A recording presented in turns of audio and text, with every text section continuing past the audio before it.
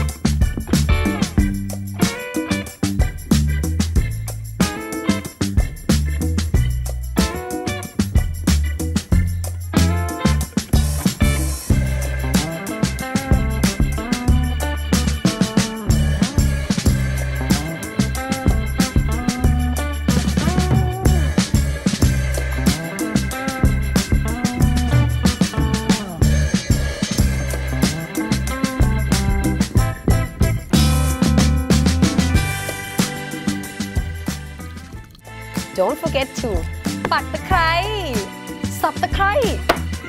Just kidding. Don't forget to subscribe our channel.